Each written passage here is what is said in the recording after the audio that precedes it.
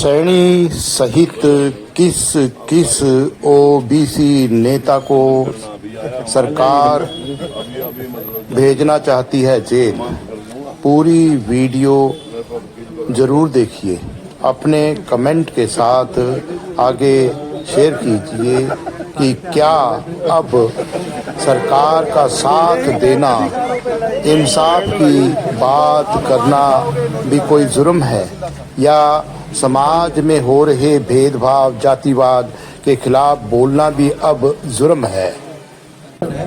और हम शांति प्रिय ढंग से पिछले दिनों के अंदर ज्ञापन दिया। हमने ये यूजीसी का समर्थन किया और एक चेतावनी भी दिया सरकार को कि इस बिल को लागू करें, और एक समर्थन भी है और एक चेतावनी भी, ताकि हमारे बच्चे यूनिवर्सिटियों में पढ़ते हैं, कॉलेजों में पढ़ते हैं, उनके साथ भेदभाव ना हो। और हमारे माननीय राजकुमार सैनी जी हमारे राष्ट्रीय अध्यक्ष हैं पार्टी के, ये पूरे देश के अंदर, पूरे प्रदेश के अंदर एकमात्र एक आवाज़ है जो यूजीसी के समर्थन में बोल रहे हैं।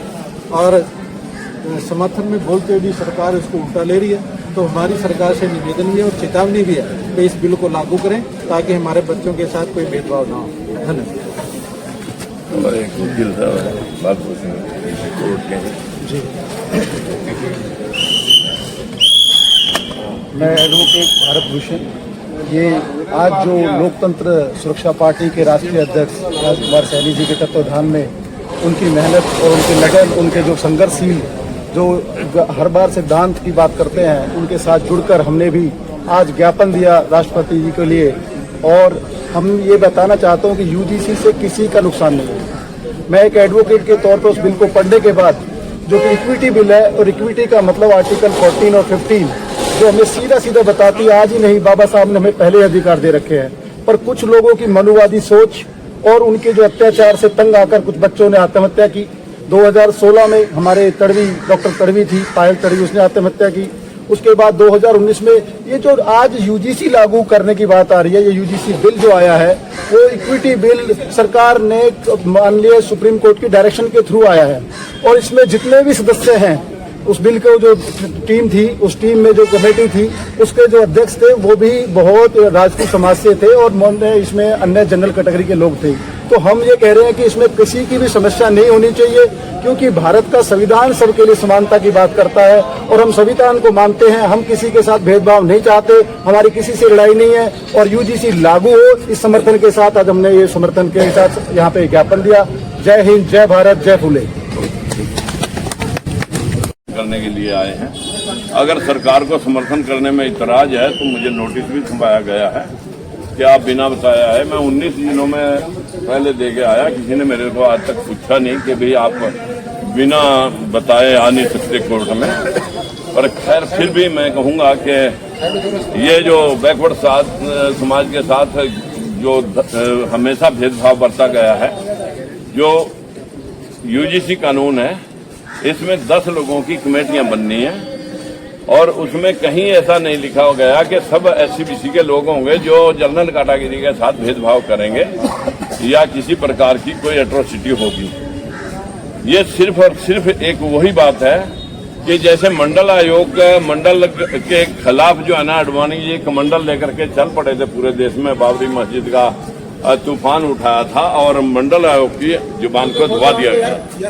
ये भी वही बात है, जबकि इसमें कानून में जनरल कैटेगरी के लोगों की उपस्थिति मैक्सिमम होनी की रहनी, क्योंकि 2 प्रोफेसर लेने हैं, वो भी हमारे तो है नहीं प्रोफेसर, वो भी जनरल के ही होंगे। 2 स्टूडेंट लेने हैं, वो भी जाति वर्ग उसमें लिखा हुआ नहीं है। 2 सिविलियन लेने हैं, उनमें भी कोई जाति वर्ग का वर्णन नहीं है। एक महिला और विकलांग लेना, उनमें भी कोई जाति वर्ग का नाम नहीं है। इतना जरूर कहा गया कि एससी और बीसी के लोग इन कमेटियों में होने चाहिए। इसके अलावा जो है ना, कौन इनके खिलाफ एट्रोसिटी कर देगा, जिस बात को लेकर के ये बिल को घुमा रहे हैं, ये हमेशा से चालाक लोग आज सटे लेके बैठे हुए हैं। 19 मार्च को इसका आखिरी फैसला आना। देश के अंदर पूरा बैकवर्ड समाज आज सड़कों पे है। सभी यूनिवर्सिटियों के प्रोफेसर, लेक्चरर और जो स्टूडेंट हैं वो सब के सब सड़कों पे हैं। आज यहाँ हम भी 19वें जिले में ज्ञापन देने के लिए डीसी साहब के पास आए हैं, जबकि डीसी साहब तो ज्ञापन लेने आए भी नहीं है।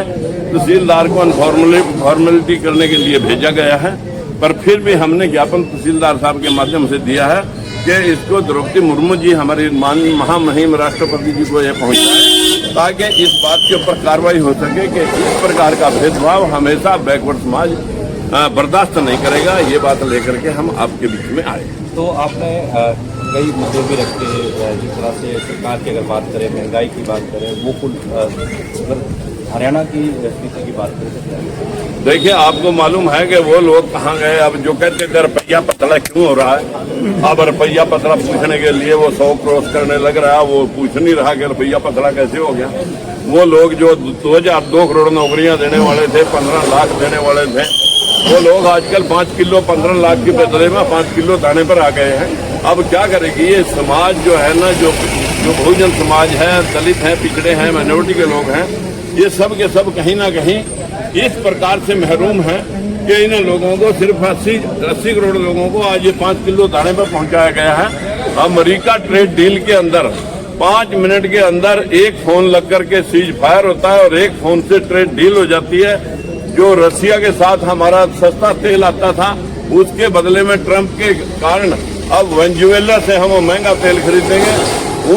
उनके माल के ऊपर हम 0 GST लेंगे और हमारे माल पर जब बाहर माल जाएगा तो हम 18% या 16% GST देंगे। ये दोहरा मापदंड इस देश के साथ किन दबाव में खेला गया है। अगर अमेरिका की जिन्स, अमेरिका का अनाज हिंदुस्तान के बाजारों में बिकेगा तो यहाँ का किसान, जो छोटा किसान है, उनके माल का मुकाबला कर नहीं सकेगा। वो सब के सब बेरोजगार हो जाएंगे, जमीनें उनकी नीलाम हो जाएंगी। इस प्रकार से जिस प्रकार की ये ट्रेड डील हुई है, हमें लगता है कि इस देश के साथ जिस प्रकार का अडानी और अंबानी को लेकर के खेल खेला जा रहा है कि कहीं उसी पैटर्न पर तो देश नहीं जा रहा है जैसे चाइना के अंदर राष्ट्रपति है फॉर एवर के लिए, और यहाँ भी कहीं यही गेम प्लान तो नहीं चल रहा। तो हमारा कहना है कि समय रहते आप सब सावधान हो जाएं और इस देश के प्रजातंत्र को बचाए रखें।